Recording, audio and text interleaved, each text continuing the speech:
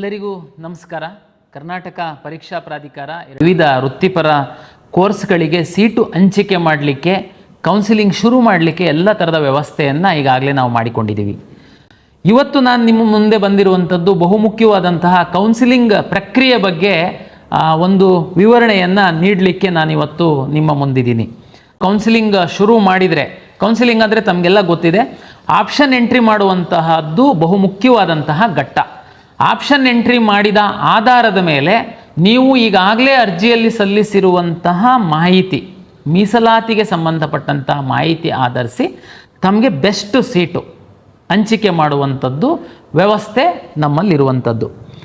ನಾನು ನಿಮಗೆ ಇಲ್ಲಿ ಆಪ್ಷನ್ ಎಂಟ್ರಿ ಮಾಡುವಂತಹ ಪ್ರಕ್ರಿಯೆಗೆ ಈ ಹಿಂದೆ ಸೀಕ್ರೆಟ್ ಕೀ, ಪಾಸ್ವರ್ಡ್ ಮತ್ತು ಲಾಗಿನ್ನನ್ನು ನಾವು ವೆರಿಫಿಕೇಷನ್ ಸ್ಲಿಪ್ಪಲ್ಲಿ ಕೊಟ್ಟಿದ್ವಿ. ಆ ಜಾಗದಲ್ಲಿ ಈ ಬಾರಿ ವೆರಿಫಿಕೇಷನ್ ಸ್ಲಿಪ್ಪಲ್ಲಿ ನಾವು QR ಕೋಡನ್ನು ಕೊಟ್ಟಿದ್ದೀವಿ. ಎಲ್ಲ ವಿದ್ಯಾರ್ಥಿಗಳು, ಪೋಷಕರ ಗಮನಕ್ಕೆ, ತಾವು QR ಕೋಡನ್ನು ಸ್ಕ್ಯಾನ್ ಮಾಡಿದರೆ ನಿಮ್ಮ ಲಾಗಿನ್ ಪೇಜ್ ಓಪನ್ ಆಗುತ್ತೆ. ನಂತರ ತಾವು ತಮ್ಮ ಫೇಸನ್ನು ವೆಬ್ ಕ್ಯಾಮಲ್ಲಿ ತೋರಿಸುವಂಥದ್ದು ಹಾಗೂ ತಾವು ಅರ್ಜಿಯನ್ನು ಸಲ್ಲಿಸುವಂತಹ ಸಂದರ್ಭದಲ್ಲಿ ತಾವು ರಿಜಿಸ್ಟರ್ ಮಾಡಿರುವಂತಹ ಮೊಬೈಲ್ಗೆ OTP ಬರುತ್ತೆ. ಇದನ್ನು ಎಂಟ್ರಿ ಮಾಡಿದರೆ ನೀವು ಆಪ್ಷನ್ ಎಂಟ್ರಿ ಮಾಡುವಂತಹ ಲಾಗಿನ್ ಓಪನ್ ಆಗುತ್ತೆ. ಆಪ್ಷನ್ ಎಂಟ್ರಿ ಮಾಡುವ ಪೂರ್ವದಲ್ಲಿ ತಾವು ಎಲ್ಲ ವಿದ್ಯಾರ್ಥಿಗಳು ಮತ್ತು ಪೋಷಕರು ಸ್ವಲ್ಪ ಹೋಮ್ವರ್ಕನ್ನು ತಾವು ಮಾಡಿಕೊಳ್ಬೇಕು ಅಂತೇಳಿ ನನ್ನ ವಿನಂತಿ. ಸಮಯ ಇದೆ. ತಮಗೆ ಗೊತ್ತಿರುವಂತೆ ಇಂಜಿನಿಯರಿಂಗು, ಫಾರ್ಮ್ ಸೈನ್ಸಸ್ಸು ಮತ್ತು ವೆಟರ್ನರಿ, ನರ್ಸಿಂಗು, B.Pharm ಈ ಎಲ್ಲ ಸೀಟ್ಗಳ ಆಪ್ಷನ್ ಎಂಟ್ರಿ ಮಾಡುವಂಥದ್ದಕ್ಕೆ ನಾವು ಒಮ್ಮೆನೇ ಓಪನ್ ಮಾಡ್ತೀವಿ. ತಾವು ಎಲ್ಲ ಆಪ್ಷನ್ ಎಂಟ್ರಿಯನ್ನು, ಪ್ರಿಯಾರಿಟಿಯನ್ನು ತಾವು ಕೊಡ್ತೀರಾ. ಅದರಲ್ಲಿ ತಮ್ಮ ರ್ಯಾಂಕ್ ಆಧರಿಸಿ, ತಮ್ಮ ಪ್ರಿಯಾರಿಟಿ ಆಧರಿಸಿ ನಾವು ಸೀಟನ್ನು ಹಂಚಿಕೆ ತಮಗೆ ಮಾಡುವಂಥದ್ದು. ತಾವು ಆಪ್ಷನ್ ಎಂಟ್ರಿ ಪೂರ್ವದಲ್ಲಿ ಹೋಮ್ವರ್ಕ್ ಯಾಕೆ ಮಾಡಬೇಕು ಅಂತಂದರೆ, ನೀವು ಎಷ್ಟು ಆಪ್ಷನ್ ಬೇಕಾದ್ರೂ ಎಂಟ್ರಿ ಮಾಡ್ಬೋದು, ಅದಕ್ಕೆ ಲಿಮಿಟ್ ಇಲ್ಲ. ಆದರೆ ತಮ್ಮ ಪ್ರಿಯಾರಿಟಿ ಏನು ತಾವು ಟಿಕ್ ಮಾಡ್ತೀರಾ, ತಮಗೆ ಫಸ್ಟು ಈ ಕಾಲೇಜ್ ಸಿಕ್ಕಬೇಕಪ್ಪ, ನನಗೆ ಈ ಕಾಲೇಜು ಕೋರ್ಸ್ ಸಿಕ್ಕಬೇಕು, ಒಂದು ವೇಳೆ ಅದು ಸಿಕ್ಕಿಲ್ಲ ಅಂತಂದರೆ ನನಗೆ ಈ ಕಾಲೇಜು, ಈ ರೀತಿ ತಾವು ಸ್ವಲ್ಪ ಪೆನ್ನು ಪೇಪರ್ ತಗೊಂಡು ಕೂತ್ಕೊಂಡು ಕಾಲೇಜುಗಳನ್ನು ಸ್ಟಡಿ ಮಾಡಿ, ಕಳೆದ ವರ್ಷದ ಕಟ್ ಆಫನ್ನು ತಾವು ಪರಿಶೀಲನೆ ಮಾಡಿಕೊಂಡು ನೀಟಾಗಿ ಬರೆದಿಟ್ಕೊಂಡು ನಂತರ ನಮ್ಮ ಲಾಗಿನ್ ಓಪನ್ ಮಾಡಿಬಿಟ್ಟು ತಾವು ಆಪ್ಷನ್ ಎಂಟ್ರಿ ಮಾಡಿದ್ದು ಅದು ಕರೆಕ್ಟಾದಂತಹ, ಸರಿಯಾದಂತಹ ಕ್ರಮ. ಇದನ್ನು ನೀವು ಸರಿ ಮಾಡಲಿಲ್ಲ ಅಂತಂದರೆ ಅದರದ್ದು ಪರಿಣಾಮ ಏನಾಗುತ್ತೆ, ಸೀಟು ಹಂಚಿಕೆ ಮಾಡುವಂತಹ ಸಂದರ್ಭದಲ್ಲಿ ನಿಮಗೆ ನೀವೇನಾದ್ರೂ ಆ ಕೋರ್ಸನ್ನು ಹಾಕಿರಲಿಲ್ಲ, ನಿಮ್ಮದು ಒಳ್ಳೆ ರ್ಯಾಂಕ್ ಇತ್ತು, ನಿಮ್ಮ ಸ್ನೇಹಿತ ಕಡಿಮೆ ರ್ಯಾಂಕ್ ಇದ್ರೂ ಆ ಕೋರ್ಸ್ ಹಾಕಿದ್ದ, ಅವಾಗ ಅವನಿಗೆ ಸಿಕ್ಬಿಡುತ್ತೆ. ಆ ಟೈಮಲ್ಲಿ ನೀವು ಮತ್ತೆ ಹೊಸದಾಗಿ ನಾನು ಆಪ್ಷನ್ ಎಂಟ್ರಿ ಮಾಡ್ತೀನಿ ಅಂತಂದರೆ ಎಲ್ಲ ಅವಕಾಶ ಇರಲ್ಲ. ಓಕೆ, ಈಗ ನಮ್ಮದು ಲಾಗಿನ್ ಆಗಿದ್ದೀರ. ತಾವು ಲಾಗಿನ್ ಆದ ನಂತರ ತುಂಬ ಸರಳೀಕರಣ ಮಾಡಿದ್ದೀವಿ ನಾವು. ವಿದ್ಯಾರ್ಥಿಗಳ ಹಿತದೃಷ್ಟಿಯಿಂದ ಆಪ್ಷನ್ ಎಂಟ್ರಿ ಮಾಡುವಂಥದ್ದು ಯಾವ ರೀತಿ ಅಂತನ್ನುವಂಥದ್ದನ್ನು ನಾವು ಭಾಳ ಸರಳೀಕರಣ ಮಾಡಿದ್ದೀವಿ. ಈಗ ನಾವು ನೋಡೋಣ. ನೀವು ಒಂದ್ಸರಿ ಲಾಗಿನ್ ಆದ ನಂತರ ಯಾವ ರೀತಿ ನೀವು ವಿವಿಧ ಕಾಲೇಜುಗಳ, ವಿವಿಧ ಕೋರ್ಸುಗಳ ಆಪ್ಷನನ್ನು ತಾವು ಎಂಟ್ರಿ ಮಾಡಬೇಕು, ಹೇಗೆ ಮಾಡಬೇಕು ಅನ್ನುವಂಥದ್ದನ್ನು ನಮ್ಮ IT ಸಿಬ್ಬಂದಿ ಎಕ್ಸ್ಪ್ಲೈನ್ ಮಾಡ್ತಾರೆ. ತಾವು ದಯಮಾಡಿ ಇದನ್ನು ಗಮನವಿಟ್ಟು ಕೇಳಿ. ನೀವು ಯಾರ ಮೇಲೆ ಡಿಪೆಂಡ್ ಆಗುವಂಥ ಅಗತ್ಯ ಇಲ್ಲ. ಪ್ರಾಧಿಕಾರ ತುಂಬ ಸರಳೀಕರಣಗೊಳಿಸಿದೆ. ತಾವೇನೇ ಸ್ವತಃ ಆಪ್ಷನ್ ಎಂಟ್ರಿ ಮಾಡಲಿಕ್ಕೆ ಅವಕಾಶ ಇದೆ. ಓಕೆ, ಬನ್ನಿ ಈಗ ನಾವು ನಮ್ಮ IT ಸಿಬ್ಬಂದಿ ವಿವರಣೆಯನ್ನು ಕೊಡ್ತಾರೆ. ಯಾವ ರೀತಿ ನೀವು ಆಪ್ಷನ್ ಎಂಟ್ರಿ ಮಾಡುವಂಥದ್ದು ಅವಕಾಶಗಳಿದ್ದಾವೆ ಅಂತನ್ನುವಂಥದ್ದನ್ನು ತೋರಿಸಿಕೊಡ್ತಾರೆ. ಪ್ರಸನ್ನ ಸರ್ ಅವರು ಹೇಳ್ತಾ ಇದ್ದಾರೆ ಸಂಪೂರ್ಣವಾದ ವಿವರಣೆ. ಈಗ ನಾವು ಆಪ್ಷನ್ ಎಂಟ್ರಿ ಯಾವ ಥರ ಮಾಡೋದನ್ನ ನೋಡ್ತಾ ಹೋಗೋಣ. ಇದು 2025ರ ವಿಡಿಯೋ ಆಗಿರುತ್ತೆ, ಅಂದರೆ ಸೇಮ್ ಪ್ರೊಸೀಜರ್ 2026ಕ್ಕೂ ಅನ್ವಯಿಸುತ್ತೆ. ಓಕೆನಾ, ಸೇಮ್ ಆಪ್ಷನ್ ಎಂಟ್ರಿನ ಸೇಮ್ ಇದೇ ಥರ ಮಾಡಬೇಕಾಗುತ್ತೆ. ಅದನ್ನ ಸ್ಟೆಪ್ ಬೈ ಸ್ಟೆಪ್ ನೋಡ್ತಾ ಹೋಗೋಣ. ಅದಕ್ಕಿಂತ ಮುಂಚೆ ಇನ್ನೂ ನಮ್ಮ ಚಾನಲ್ಗೆ ಸಬ್ಸ್ಕ್ರೈಬ್ ಆಗಿ ಆಗಿ ಇಂಪಾರ್ಟೆಂಟ್ ಏನಂದರೆ ನಮ್ಮೊಂದು ವಾಟ್ಸಪ್ ಗ್ರೂಪಲ್ಲಿ ಜಾಯ್ನ್ ಆಗಿ. ಈ ಥರದ್ದು ತುಂಬ ಇಂಪಾರ್ಟೆಂಟ್ ಆಗಿರೋಂಥ ರಿಸೋರ್ಸಸ್ ವೀಡಿಯೋಸು ನಿಮಗೆ ಸಿಗ್ತಾ ಹೋಗುತ್ತೆ ಮುಂದೆ ಕೂಡ. ಓಕೆನಾ, ಹಾಗೆ ನಿಮ್ಮ ಫ್ರೆಂಡ್ ಜೊತೆ ಶೇರ್ ಮಾಡ್ಕೊಳ್ಳಿ. ನಮಸ್ಕಾರ. ಆಪ್ಷನ್ ಎಂಟ್ರಿ ಯಾವ ರೀತಿ ಮಾಡಬೇಕು ಅನ್ನತಕ್ಕಂಥ ಈ ಪ್ರಾತ್ಯಕ್ಷಿಕೆ ನಿಮಗೆ ಸ್ವಾಗತವನ್ನು ಕೋರ್ತಾ ಇದ್ದೇವೆ. ಆಪ್ಷನ್ ಎಂಟ್ರಿ ಮಾಡುವ ಮೊದಲು ಯಾವ ರೀತಿಯ ಪೂರ್ವ ಸಿದ್ಧತೆಗಳನ್ನು ಮಾಡ್ಕೋಬೇಕು, ಅದಕ್ಕೆ ಅಗತ್ಯವಿರತಕ್ಕಂತಹ ದಾಖಲೆಗಳೇನು ಅನ್ನೋದನ್ನು ಈಗಾಗಲೇ ಮಾನ್ಯ ಕಾರ್ಯನಿರ್ವಾಹಕ ನಿರ್ದೇಶಕರು ತಿಳಿಸಿಕೊಟ್ಟಿದ್ದಾರೆ. ಅವರಿಗೆ ಧನ್ಯವಾದಗಳು. ಅಭ್ಯರ್ಥಿಗಳು ಆಪ್ಷನ್ ಎಂಟ್ರಿ ಸ್ಕ್ರೀನನ್ನು ಯಾವ ರೀತಿ ಎಂಟ್ರಿ ಆಗಬೇಕು ಅಂದರೆ, ಮೊದಲು KA ವೆಬ್ಸೈಟ್ನಲ್ಲಿ, ಪ್ರಾಧಿಕಾರದ ವೆಬ್ಸೈಟ್ನಲ್ಲಿ ಅಡ್ಮಿಷನ್ಸ್ ಅಂತ ಇರುತ್ತೆ. ಅಡ್ಮಿಷನ್ಸಲ್ಲಿ UG CET 2025 ಅನ್ನೋದನ್ನು ಸೆಲೆಕ್ಟ್ ಮಾಡ್ಕೊಳ್ಳಿ. ನಂತರ ಅಲ್ಲಿ ಒಂದು ಲಿಂಕ್ ಇರುತ್ತೆ UGCET 2025 ಆಪ್ಷನ್ ಎಂಟ್ರಿ ಲಿಂಕ್ ಅಂತ. ಅದನ್ನು ಸೆಲೆಕ್ಟ್ ಮಾಡಿದ ತಕ್ಷಣ ನಿಮಗೆ ಈಗ ನೋಡ್ತಾ ಇರತಕ್ಕಂಥ ಸ್ಕ್ರೀನು ನಿಮಗೆ ಇಲ್ಲಿ ಬರುತ್ತೆ. ಸೊ ನಿಮಗೆ ವೆರಿಫಿಕೇಷನ್ ಸ್ಲಿಪ್ಪನ್ನು ಇಟ್ಕೊಂಡಿರಿ. ಆ ವೆರಿಫಿಕೇಷನ್ ಸ್ಲಿಪ್ಪಲ್ಲಿ ನಿಮಗೆ QR ಕೋಡ್ ಇರುತ್ತೆ ಮತ್ತು option entry CET number, application number ಎಲ್ಲ ಕೂಡ ಅಲ್ಲಿ ಇರುತ್ತೆ. ಸೊ ಆ ಲಾಗಿನ್ ಸ್ಕ್ರೀನಲ್ಲಿ ನೀವು ಸ್ಟಾರ್ಟ್ ಸ್ಕ್ಯಾನ್ ಅಂತ ಕೊಟ್ಟಾಗ ಆ QR ಕೋಡನ್ನು ನೀವು ಸ್ಕ್ಯಾನ್ ಮಾಡ್ಕೋಬೇಕು. ಸೊ ಸ್ಟಾರ್ಟ್ ಸ್ಕ್ಯಾನ್ ಕೊಡಿ, QR ಕೋಡನ್ನು ತೋರಿಸಿ, ನಿಮ್ಮ ಮೊಬೈಲ್ ಸಂಖ್ಯೆಗೆ OTP ಬರುತ್ತೆ. ಆ OTPಯನ್ನು ನೀವು ಅಲ್ಲಿ ಎಂಟ್ರಿ ಮಾಡಬೇಕು. QR ಕೋಡು ಎಂಟ್ರಿ ಸ್ಕ್ಯಾನ್ ಮಾಡಲಿಕ್ಕೆ ಆಗಲಿಲ್ಲ ಅಂದರೆ ನೀವು ಆಪ್ಷನ್ ಎಂಟ್ರಿ CET ನಂಬರ್ ಮತ್ತು ಅಪ್ಲಿಕೇಶನ್ ನಂಬರನ್ನು ಎಂಟ್ರಿ ಮಾಡೋದ್ರ ಮೂಲಕ ಕೂಡ ನೀವು ಲಾಗಿನ್ ಆಗ್ಬೋದು. ಸೊ ಇದಾದಮೇಲೆ ಇಲ್ಲಿ ನಿಮಗೆ ಫೋಟೋ ಕ್ಯಾಪ್ಚರಿಂಗ್ ಸ್ಕ್ರೀನ್ ಬರ್ತಾ ಇದೆ. ಇಲ್ಲಿ ಸ್ಟಾರ್ಟ್ ಕ್ಯಾಮ್ರಾ ಅಂತ ಇದೆ, ಅಲ್ಲಿ ಕ್ಯಾಮ್ರಾ ಸ್ಟಾರ್ಟ್ ಮಾಡಿ ನಿಮ್ಮ ಫೋಟೋವನ್ನು ಅದು ಲೈವ್ ಕ್ಯಾಪ್ಚರ್ ಮಾಡುತ್ತೆ. ಸೊ ಫೋಟೋ ಕ್ಯಾಪ್ಚರ್ ಅಂತ ಇದೆ, ಅದನ್ನು ಸೆಲೆಕ್ಟ್ ಮಾಡ್ಕೊಳ್ಳಿ. ನಂತರ ವೆರಿಫೈ ಆ್ಯಂಡ್ ಲಾಗಿನ್ ಅಂತ ಇದೆ. ಸೊ ನೀವು ಅದನ್ನು ಸೆಲೆಕ್ಟ್ ಮಾಡಿದ ಮೇಲೆ ನಿಮಗೆ ಈಗ ನೀವು ನೋಡ್ತಾ ಇರತಕ್ಕಂಥ ಆಪ್ಷನ್ ಎಂಟ್ರಿ ಸ್ಕ್ರೀನ್ ಕಾಣುತ್ತೆ. ಇಲ್ಲಿ ಅಲರ್ಟ್ ಮೆಸೇಜ್ ಇದೆ. ಅಲರ್ಟ್ ಮೆಸೇಜಲ್ಲಿ ನೀವು 750 ರೂಪಾಯಿ ಪೇಮೆಂಟ್ ಮಾಡಬೇಕು ಅಂತ ಅದು ಹೇಳ್ತಾ ಇದೆ. ಸೊ ಅಭ್ಯರ್ಥಿಗಳು ಇಲ್ಲಿ ನೋಡ್ಬೋದು ಕ್ಯಾಂಡಿಡೇಟ್ಸ್ ಆಪ್ಷನ್ ಎಂಟ್ರಿ ಅಂತ ಇದೆ, ಈಗ ಅದು ಎನೇಬಲ್ ಆಗಿಲ್ಲ. ಪೇ ಆನ್ಲೈನ್ ಅಂತ ಏನಿದೆ ಇದನ್ನು ಸೆಲೆಕ್ಟ್ ಮಾಡಿ ಪೇಮೆಂಟ್ ಮಾಡಿದ ನಂತರ ನಿಮಗೆ ಆಪ್ಷನ್ ಎಂಟ್ರಿ ಪೋರ್ಟಲ್ ಎನೇಬಲ್ ಆಗುತ್ತೆ. ಸೊ ಇಲ್ಲಿ ಫಸ್ಟು ಪೇಮೆಂಟನ್ನು ಮಾಡಬೇಕು. ಪೇಮೆಂಟ್ ಮಾಡಬೇಕಾದ್ರೆ ನಿಮಗೆ ಅಲ್ಲಿ ವಿವಿಧ ರೀತಿಯ ಪೇಮೆಂಟ್ ಗೇಟ್ವೇಗಳಿದೆ. ನಿಮಗೆ ಯಾವುದು ಅನುಕೂಲನೋ ನೀವು ಅದನ್ನು ಆಯ್ಕೆ ಮಾಡ್ಕೋಬಹುದು. ಸೊ ಪೇ ಆನ್ಲೈನ್ ಅಂತ ಆಯ್ಕೆ ಮಾಡಿ ನಂತರ ಇಲ್ಲಿ ನಿಮ್ಮ ಮೊಬೈಲ್ ನಂಬರನ್ನು ಎಂಟ್ರಿ ಮಾಡಿ, ನಂತರ ಇಮೇಲ್ ಅಡ್ರೆಸ್ಸನ್ನು ಎಂಟ್ರಿ ಮಾಡಿ, ಅಲ್ಲಿ ಕಂಟಿನ್ಯೂ ಅಂತ ಕೊಡಿ. ಸೊ ಅಲ್ಲಿ QR ಕೋಡ್ ಸ್ಕ್ಯಾನಿಂಗ್ ಇರುತ್ತೆ. ಸೊ ನೀವು ಪೇಮೆಂಟನ್ನು ಸ್ಕ್ಯಾನ್ ಮಾಡೋದ್ರ ಮೂಲಕ ಮಾಡಬೇಕು.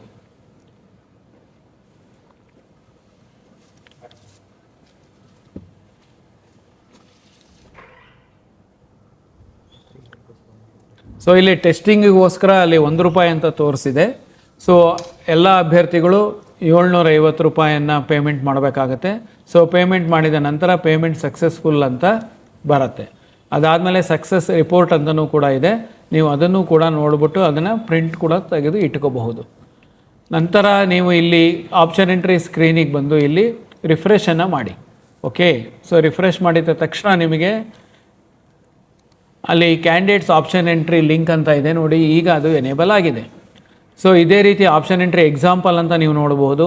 ಡೀಟೇಲ್ಡ್ ಆಪ್ಷನ್ ವರ್ಕ್ಶೀಟ್ ಇದೆ, ಪ್ರಿಂಟ್ ಆಪ್ಷನ್ ಇದೆ, ಅದೇ ರೀತಿ ಇಲ್ಲಿ ರ್ಯಾಂಕ್ಸ್ ಅಂತ ಇದೆ. ನಿಮಗೆ ಬಂದಿರತಕ್ಕಂಥ ಡಿಸಿಪ್ಲಿನ್ ವೈಸ್ ರ್ಯಾಂಕ್ಸ್ ಇಲ್ಲಿ ತೋರಿಸುತ್ತೆ. ನೀವು ಎಷ್ಟು ಡಿಸಿಪ್ಲಿನ್ಗೆ ಎಲಿಜಿಬಲ್ ಇದ್ದೀರಿ, ಎಷ್ಟು ರ್ಯಾಂಕ್ಸ್ ಬಂದಿದೆ ನಿಮಗೆ ಅನ್ನೋದು ಅಲ್ಲಿ ನೀವು ನೋಡಬಹುದು. ರೈಟ್ ಸೈಡ್ ಸ್ಕ್ರೀನಲ್ಲಿ ನಿಮಗೆ ಕೋರ್ಸಸ್ ಅಂತ ಇದೆ, ಕಾಲೇಜಸ್ ಅಂತ ಇದೆ. ಸೊ ನೀವು ಕೋರ್ಸಸ್ ಸೆಲೆಕ್ಟ್ ಮಾಡಿದ್ರೆ ಯಾವ್ಯಾವ ಕೋರ್ಸ್ಗಳು ನಿಮಗೆ ಅಡ್ಮಿಷನ್ಸ್ಗೆ ಇದೆ ಅನ್ನೋದನ್ನು ನೀವು ನೋಡ್ತಾ ಇರ್ಬೋದು. ಇಲ್ಲಿ ಇಂಜಿನಿಯರಿಂಗು, ಮೆಡಿಕಲ್ಲು, ಈ ರೀತಿ ಪ್ರತಿಯೊಂದು ಇರುತ್ತೆ.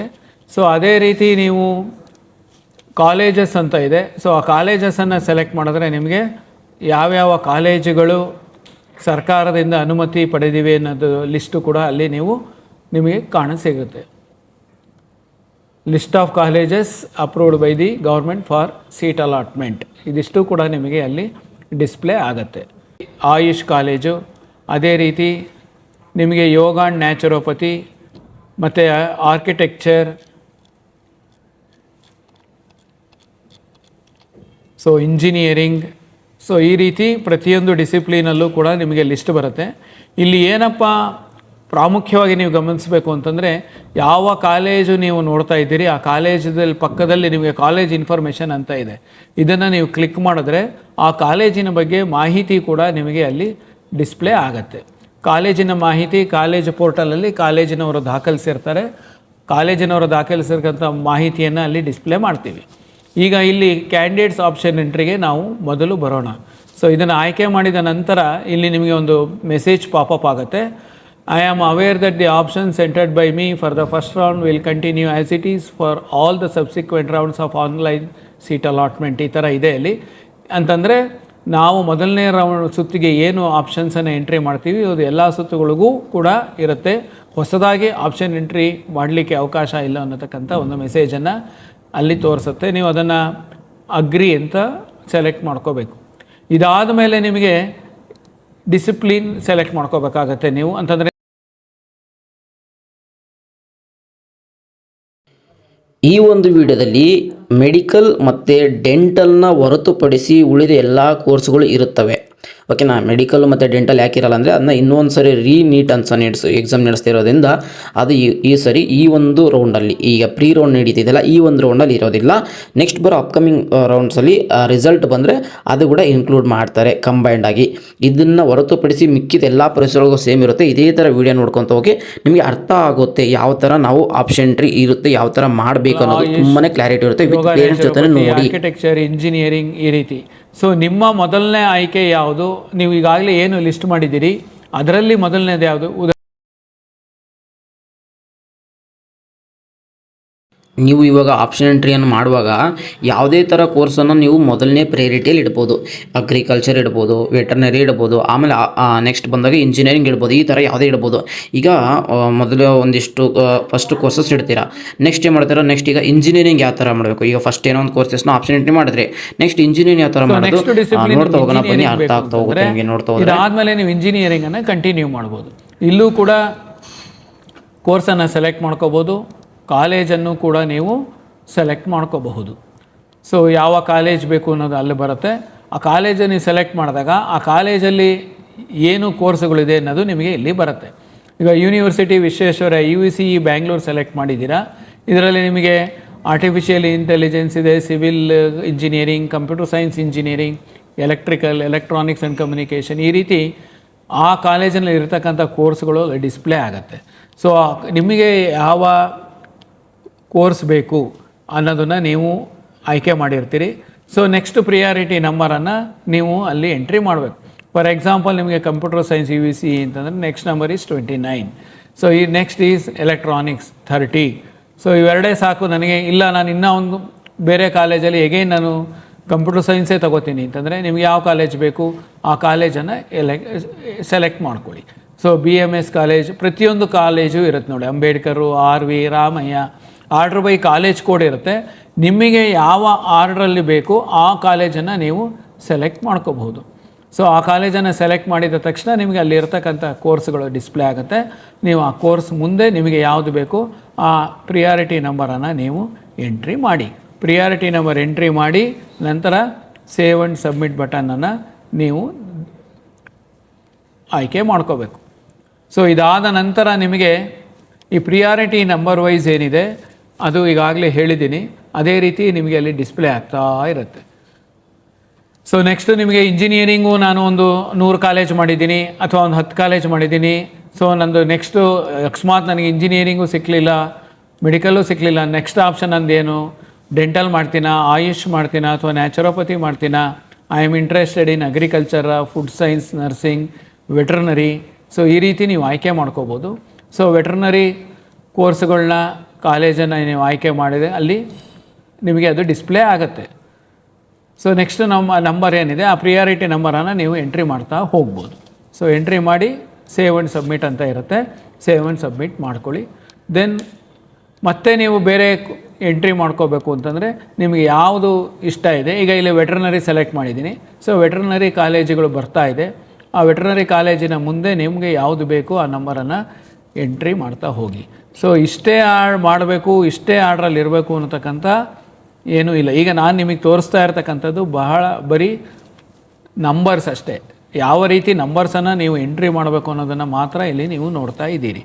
ಸೊ ಎಂಟ್ರಿ ಮಾಡಿದ ಮೇಲೆ ನೀವು ಸೇವ್ ಆ್ಯಂಡ್ ಸಬ್ಮಿಟ್ ಮಾಡಿ. ಸೇವ್ ಆ್ಯಂಡ್ ಸಬ್ಮಿಟ್ ಮಾಡಿದ ಮೇಲೆ ನಿಮಗೆ ರೈಟ್ ಸೈಡ್ ಸ್ಕ್ರೀನಲ್ಲಿ ಬರುತ್ತೆ. ಸೊ ಈ ರೀತಿ ನೀವು ಒಂದು 200 ಆಪ್ಷನ್ ಸೆಲೆಕ್ಟ್ ಮಾಡಿದರೆ ಆ 200 ಒಂದು 3-4 ಡಿಸಿಪ್ಲಿನ್ ಸೇರಿ ಇದ್ದರೆ ಅಷ್ಟು ಡಿಸಿಪ್ಲಿನ್ 200 ಆಪ್ಷನ್ಸನ್ನು ಎಂಟ್ರಿ ಮಾಡಿ ಪ್ರತಿ 5 ಅಥವಾ 10 ಆಪ್ಷನ್ಸ್ಗೆ ಸೇವ್ ಆ್ಯಂಡ್ ಸಬ್ಮಿಟ್ ಬಟನನ್ನು ಯೂಸ್ ಮಾಡಿ. ಎಲ್ಲ ಮುಗಿದ ನಂತರ ನಿಮಗೆ ಇಲ್ಲಿ ಡೌನ್ಲೋಡ್ ಆಪ್ಷನ್ ಎಂಟ್ರಿ ರಿಪೋರ್ಟ್ ಅಂತ ಕಾಣ್ತಾ ಇದೆ ಮತ್ತು ಅಪ್ಡೇಟ್ ಅಂತ ಕಾಣ್ತಾ ಇದೆ. ಈ ಅಪ್ಡೇಟ್ ಏನಪ್ಪ ಅಂತಂದರೆ ಫಾರ್ ಎಕ್ಸಾಂಪಲ್ ನಿಮಗೆ 6ನೇ ಸೀರಿಯಲ್ ನಂಬರ್ ಇರ್ತಕ್ಕಂಥದ್ದು ಪ್ರಿಯಾರಿಟಿ ನಂಬರ್ ಇರೋದು ನಿಮಗೆ ಬೇಡ ಅನಿಸಿದ್ರೆ ನೀವೇನು ಮಾಡ್ಬೋದು, ಅದನ್ನು ಮಾಡಿಫೈ ಮಾಡ್ಬೋದು. ಅದನ್ನು ತೊಗೊಂಡು ನಾನು ಲಾಸ್ಟ್ಗೆ ಹಾಕ್ತೀನಿ ಅಂತಂದರೆ ಆ ಲಾಸ್ಟ್ ನಂಬರ್ ಏನಿದೆ ನೀವು ಎಂಟ್ರಿ ಮಾಡಿ ಅಲ್ಲಿ ಅಪ್ಡೇಟ್ ಅಂತ ಕೊಟ್ಟರೆ ಅದು ನಿಮಗೆ ಆರ್ಡರ್ ಆಗಿ ಹೋಗಿ ಲಾಸ್ಟಲ್ಲಿ ಕೂತ್ಕೊಳ್ಳುತ್ತೆ. ಸೊ ಈಗ ನೀವು ಇಲ್ಲಿ ನೋಡ್ಬೋದು, ಈಗ ಏನು ಲಾಸ್ಟ್ ನಂಬರ್ ಎಂಟ್ರಿ ಆಗಿರುತ್ತೆ ಅದು ನಿಮಗೆ ಅಲ್ಲಿ ಬಂದಿರುತ್ತೆ. ಸೊ ಅದೇ ರೀತಿ ನಿಮಗೆ ಈಗ ನನಗೆ 38ನೇ ಆಪ್ಷನ್ ಬೇಕಿಲ್ಲ, ನಾನು ಅದನ್ನು ಡಿಲೀಟ್ ಮಾಡಬೇಕು ಅಂದರೆ ನೀವು ಅಲ್ಲಿ ಕರ್ಸರ್ ಇಟ್ಬಿಟ್ಟು 0 ಅಂತ ಪ್ರೆಸ್ ಮಾಡಿ ಅಪ್ಡೇಟ್ ಅಂತ ಕೊಟ್ಟರೆ ನಿಮಗೆ ಅದು ಆಪ್ಷನ್ ಎಂಟ್ರಿ ಲಿಸ್ಟಿಂದ ಡಿಲೀಟ್ ಆಗುತ್ತೆ. ಡಿಲೀಟ್ ಆಗಿಬಿಟ್ಟು ಲೆಫ್ಟ್ ಸೈಡ್ ಸ್ಕ್ರೀನ್ ಏನಿದೆ ಅಲ್ಲಿ ಬಂದು ಮೊದಲಿನ ಪೊಸಿಷನಲ್ಲಿ ಕೂತ್ಕೊಳ್ಳುತ್ತೆ. ಸೊ ಈಗ ನೆಕ್ಸ್ಟು ನಿಮಗೆ ಡೌನ್ಲೋಡ್ ಆಪ್ಷನ್ ಎಂಟ್ರಿ ರಿಪೋರ್ಟ್ ಅಂತ ಇದೆ. ಇದನ್ನು ಸೆಲೆಕ್ಟ್ ಮಾಡಿದಾಗ ನೀವು ಎಷ್ಟು ಕಾಲೇಜ್ ಎಂಟ್ರಿ ಮಾಡಿದ್ದೀರಾ, ಯಾವ ಆರ್ಡ್ರಲ್ಲಿ ಮಾಡಿದ್ದೀರಾ, ಯಾವ ಟೈಮಲ್ಲಿ ಮಾಡಿದ್ದೀರಾ ಅನ್ನೋದನ್ನು ನಿಮಗೆ ಲಿಸ್ಟು ಇಲ್ಲಿ ಡಿಸ್ಪ್ಲೇ ಆಗುತ್ತೆ. ಇದಾದಮೇಲೆ ನೀವು ಇಲ್ಲಿ ಲಾಸ್ಟಲ್ಲಿ ನೋಡ್ಬೋದು ನೀವು ಯಾವ್ಯಾವ ಪ್ರಿಯಾರಿಟಿ ನಂಬರ್ ಎಂಟ್ರಿ ಮಾಡಿಲ್ಲ. ಸೊ ಈ ಪ್ರಿಯಾರಿಟಿ ನಂಬರ್ಗಳು ಈ ಲಿಸ್ಟ್ನಲ್ಲಿ ಇಲ್ಲ ಅನ್ನೋದು ಕೂಡ ನಿಮಗೆ ಅಲ್ಲಿ ತೋರಿಸ್ತಾ ಇದೆ. ಸೊ ಇದು ಆಪ್ಷನ್ ಎಂಟ್ರಿ ಪ್ರಿಂಟೌಟ್. ಇದನ್ನು ನೀವು ಆಪ್ಷನ್ ಎಂಟ್ರಿ ಪ್ರಿಂಟೌಟನ್ನು ತೊಗೊಂಡು ಮತ್ತೊಮ್ಮೆ ಪರಿಶೀಲಿಸಿ ಇದರಲ್ಲಿ ಏನಾದ್ರು ಮತ್ತೆ ನೀವು ಮಾಡಿಫೈ ಮಾಡಬೇಕು ಅಂತಂದರೆ ಈ ಸ್ಕ್ರೀನಿಗೆ ಬಂದು ನೀವು ಮಾಡಿಫೈ ಯಾವ ಆಪ್ಷನ್ಸ್ ಇದೆ, ಯಾವ ಕಾಲೇಜ್ ಬೇಕು ಅನ್ನೋದನ್ನು ಸೆಲೆಕ್ಟ್ ಮಾಡಿ ನೀವು ಆಪ್ಷನ್ಸನ್ನು ಮಾಡಿಫೈ ಮಾಡ್ಕೋಬೋದು, ಡಿಲೀಟ್ ಮಾಡ್ಬೋದು, ಆರ್ಡರ್ ಮಾಡ್ಬೋದು. ಈ ರೀತಿ ವರ್ಕನ್ನು ನೀವು ಎಷ್ಟು ಸಲ ಬೇಕಾದರೂ ಮಾಡ್ಬೋದು. ಶೆಡ್ಯೂಲ್ ಡೇಟ್ಸ್ ಏನಿದೆ ಆ ಡೇಟಿನ ಒಳಗಾಗಿ ಅಂತಂದರೆ ನಿಗದಿತ ದಿನಾಂಕದ ಒಳಗಾಗಿ ಎಷ್ಟು ಸಲ ಬೇಕಾದ್ರೂ ನೀವು ಲಾಗಿನ್ ಆದ ನಂತರ ನೀವು ಆಪ್ಷನ್ಸ್ ಎಂಟ್ರಿ ಪೋರ್ಟಲನ್ನು ನೋಡಿ ಪರಿಶೀಲಿಸ್ಕೊಂಡು ನೀವು ಆಪ್ಷನ್ಸನ್ನು ಮಾಡಿಫೈ ಮಾಡ್ಕೊಳ್ಳಿ, ಎಂಟ್ರಿ ಮಾಡ್ಕೊಳ್ಳಿ. ಇದಕ್ಕೆ ಆಪ್ಷನ್ ಎಂಟ್ರಿ ಅಂತ ನಿಮಗೆ ಕರೀತಾರೆ. ಸೊ ಈ ಆಪ್ಷನ್ ಎಂಟ್ರಿ ಮಾಡೋದಕ್ಕಿಂತ ಮುಂಚೆ ಈಗಾಗಲೇ ಹೇಳಿದ ಹಾಗೆ ಒಂದು ಲಿಸ್ಟ್ ಆಫ್ ಕಾಲೇಜಸನ್ನು ಮಾಡ್ಕೊಳ್ಳಿ, ಕೋರ್ಸನ್ನು ಮಾಡ್ಕೊಳ್ಳಿ. ಇದಾದಮೇಲೆ ನೀವು ಆ ಲಿಸ್ಟನ್ನು just transfer into that particular college and the courses. So ಇದಾದಮೇಲೆ ನಿಮಗೆ ಅಲ್ಲಿ ಲಾಗೌಟ್ ಬಟನ್ ಅಂತ ಇದೆ. ಆ ಲಾಗೌಟ್ ಬಟನನ್ನು ನೀವು ಸೆಲೆಕ್ಟ್ ಮಾಡಿದ್ರೆ ಲಾಗೌಟ್ ಆಗುತ್ತೆ. ಇದನ್ನು ಆಪ್ಷನ್ ಎಂಟ್ರಿ ಅಂತ ಕರೀತಾರೆ. Thank you. ತಾವು ಈಗ ನೋಡಿದ್ದೀರಾ ಯಾವ ರೀತಿ ಲಾಗಿನ್ ಆದ ನಂತರ ಆಪ್ಷನ್ ಎಂಟ್ರಿ ಮಾಡ್ಬೋದು ಅಂತನ್ನುವಂಥದ್ದನ್ನು. ದಯಮಾಡಿ ನಾನು ಈಗಾಗಲೇ ಹೇಳ್ದಂತೆ ತಾವು ಹೋಮ್ವರ್ಕ್ ಮಾಡ್ಕೊಂಡು ಆದಷ್ಟು ಆಪ್ಷನ್ಗಳನ್ನ ಎಂಟ್ರಿ ಮಾಡುವಂಥದ್ದಕ್ಕೆ ಪ್ರಯತ್ನ ಮಾಡಬೇಕಾಗುತ್ತೆ. ತಾವು ಇನ್ನೊಂದು ತಮಗೆ ವಿಶೇಷವಾಗಿ ಗಮನ ಇರಲಿ, ಮೊದಲ ಸುತ್ತಿಗಿನಲ್ಲಿ ಅಂದರೆ ಪೂರ್ವದಲ್ಲಿ ನಾವೇನು ಮೊದಲ ಸುತ್ತಿಗೆ ನಾವು ಸೀಟ್ ಅನೌನ್ಸ್ ಮಾಡ್ತೀವಿ, ತಾವು ಫಸ್ಟು ಆಪ್ಷನ್ ಎಂಟ್ರಿನ ಎಷ್ಟು ಬೇಕಾದರೂ ತಾವು ಆಪ್ಷನ್ ಎಂಟ್ರಿಯನ್ನು ಮಾಡ್ಬೋದು. ನಾವು ಮುಂದಿನ 2 ಅಥವಾ 3 ರೌಂಡ್ಗಳಲ್ಲಿ ನಾವು ಸೀಟ್ ಹಂಚಿಕೆ ಮಾಡುವಂಥದ್ದು ತಾವು ಮೊದಲ ರೌಂಡ್ ಆಪ್ಷನ್ ಎಂಟ್ರಿ ಮಾಡಿರುವಂಥದ್ದು. ಹಾಗಾಗಿ ನೀವು ನಂತರದ ದಿನಗಳಲ್ಲಿ ಆಪ್ಷನನ್ನು ಡಿಲೀಟ್ ಮಾಡಬಹುದು, ಮೇಲೆ ಕೆಳಗೆ ಮಾಡ್ಬೋದು. ಆದರೆ ನೀವು ಯಾವುದಾದ್ರೂ ಆಪ್ಷನ್ ಹಾಕಿಲ್ಲ ಅಂತಂದರೆ ಹೊರಗಿಂದ ಒಂದು ಆಪ್ಷನನ್ನು ತಗೊಂಡು ಬಂದು 1 ರೌಂಡ್ ಮುಗಿದ ನಂತರ ನಾವು ಎಂಟ್ರಿ ಮಾಡಲಿಕ್ಕೆ ಅವಕಾಶ ಕೊಡಲ್ಲ. ದಯಮಾಡಿ ಅರ್ಥ ಮಾಡ್ಕೊಳ್ಳಿ, ಇದು ಭಾಳ ಬಹುಮುಖ್ಯವಾದಂತಹ ಒಂದು ವಿಷಯ. ಯಾಕೆಂದರೆ ತುಂಬ ವಿದ್ಯಾರ್ಥಿಗಳು ಏನು ಮಾಡ್ತೀರಾ, ತಾವು ಕೆಲವು ಆಪ್ಷನ್ಗಳನ್ನ ಹಾಕ್ಬಿಡ್ತೀರಾ. ನಾವು ಫಸ್ಟ್ ರೌಂಡ್ ಸೀಟ್ ಅಲಾಟ್ ಮಾಡ್ತೀವಿ, ಆವಾಗ ನಿಮಗೆ ಗೊತ್ತಾಗುತ್ತೆ ಇತರೆ ಕಾಲೇಜ್ಗಳು ಸಹ ಚೆನ್ನಾಗಿತ್ತು, ಆ ಕಾಲೇಜ್ಗಳನ್ನ ನಾವು ಹಾಕಿತ್ತು ಅಂತಂದರೆ ನಮಗೆ ಆ ಕಾಲೇಜಲ್ಲಿ ಸಿಕ್ತಿತ್ತು, ಆ ಕಾಲೇಜಲ್ಲಿ ಇನ್ನೂ ಸಹ ಕೆಲವು ಸೀಟ್ಗಳಿದ್ದಾವೆ, ನಾವು ಈಗ ಎಂಟ್ರಿ ಮಾಡೋಣ ಅಂತ. ನೋ, ಅವಕಾಶ ಇಲ್ಲ. ಅದಕ್ಕೆ ನಾನು ರಿಕ್ವೆಸ್ಟ್ ಮಾಡ್ತಾ ಇರುವಂಥದ್ದು, ಮೊದಲು ನಾವೇನು ಆಪ್ಷನ್ ಎಂಟ್ರಿ ಮಾಡೋದಕ್ಕೆ ನಿಮಗೆ ಹೇಳ್ತೀವಿ, ತಾವು ಗರಿಷ್ಠ ಎಷ್ಟು ಸಾಧ್ಯ ಅಷ್ಟು ಕೋರ್ಸ್ಗಳನ್ನ ಕಾಲೇಜ್ಗಳನ್ನ ತಾವು ಆಪ್ಷನ್ ಎಂಟ್ರಿ ಮಾಡಿ ಫಸ್ಟ್ ರೌಂಡು ಸೀಟ್ ಅಲಾಟ್ಮೆಂಟ್ ಆದಮೇಲೆ ನೀವು ನಿಮ್ಮ ಒಂದು ಲಾಗಿನ್ ಒಳಗಡೆ ಇರುವಂತಹ ಆಪ್ಷನ್ಗಳಲ್ಲಿ ನೀವು ಮೇಲೆ ಕೆಳಗೆ ರೀಅರೇಂಜ್ ಮಾಡ್ಬೋದು, ಡಿಲೀಟ್ ಮಾಡ್ಬೋದು, ಏನೆಲ್ಲ ಮಾಡಲಿಕ್ಕಿರುತ್ತೆ. ಹೊಸ ಕಾಲೇಜು ಹೊಸ ಕೋರ್ಸನ್ನು ನಾವು ಮತ್ತೆ ನಿಮಗೆ ಆಪ್ಷನ್ ಎಂಟ್ರಿ ಮಾಡುವಂಥದ್ದಕ್ಕೆ ಅವಕಾಶ ಕೊಡಲ್ಲ. ಒಂದು ವೇಳೆ ಯಾವುದಾದ್ರೂ ಹೊಸ ಕಾಲೇಜನ್ನು ನಾವು ತಗೊಂಡು ಬಂದರೆ, ಯಾವುದಾದ್ರೂ ಹೊಸ ಕೋರ್ಸ್ ಏನಾದರೂ ನಾವು ತಗೊಂಡು ಬಂದರೆ ಅವಾಗ ಕೊಡ್ತೀವಿ. ಬಟ್ ಫಸ್ಟ್ ರೌಂಡ್ಗಿಂತ ಪೂರ್ವದಲ್ಲಿ ಇದ್ದಂತಹ ಕಾಲೇಜು ಕೋರ್ಸ್ಗಳನ್ನ ನೀವು ಹಾಕದೆ ನಂತರ ಬಂದುಬಿಟ್ಟು ತಾವು ಹಾಕ್ತೀವಿ ಅಂತಂದರೆ ಅವಕಾಶ ಇರಲ್ಲ. ತಾವು ಈ ವಿಡಿಯೋವನ್ನು ತಾವು ಏನು ನಮ್ಮ ಆಪ್ಷನ್ ಎಂಟ್ರಿದು 1-2 ಬಾರಿ ತಾವು ಕೇಳಿ ತಮಗೆ ತುಂಬ ಸ್ಪಷ್ಟತೆ ಬರುತ್ತೆ. ಅದರ ಆಧಾರದ ಮೇಲೆ ತಾವು ಬೇರೆ ಯಾರಿಗೆ ಡಿಪೆಂಡ್ ಆಗದೆ ತಾವೇನೇ ಆಪ್ಷನ್ ಎಂಟ್ರಿ ಮಾಡುವಂಥದ್ದಕ್ಕೆ ಸಾಧ್ಯ ಆಗುತ್ತೆ. ಇದರಿಂದ ನಿಮಗೆ ಉಪಯೋಗ ಆಗಿದೆ ಅಂತೇಳಿ ನಾನು ಭಾವಿಸ್ತೀನಿ. ಈ ಥರದ್ದು ನಾವು ಹೊಸ ವಿಷಯಗಳ ಏನಾದ್ರೂ ಬಂತು ಅಂತಂದರೆ ತಮಗೆ ನಮ್ಮ ಪ್ರಾಧಿಕಾರದ ಯೂಟ್ಯೂಬ್ ಚಾನಲಲ್ಲಿ ವಿಡಿಯೋ ಮಾಡಿ ತಮಗೆ ನಾವು ಕಳಿಸ್ಕೊಡ್ತಾ ಇರ್ತೀವಿ. ಹಾಗಾಗಿ ಹೊಸ ವಿಡಿಯೋ ಬಂದಾಗ ತಮಗೆ ಅಲರ್ಟ್ ಬೇಕಂತಂದರೆ ತಾವು ದಯಮಾಡಿ KEA ಯೂಟ್ಯೂಬ್ ಚಾನಲ್ಗೆ ಸಬ್ಸ್ಕ್ರೈಬ್ ಆಗಿ ಅಂತ ವಿನಂತಿ ಮಾಡ್ತೀನಿ. ಮತ್ತು ನಾವು ಸಾಕಷ್ಟು ಈ ನೋಟಿಫಿಕೇಷನ್ಗಳನ್ನ ನಾವು ಮಾಡ್ತಾ ಇರ್ತೀವಿ.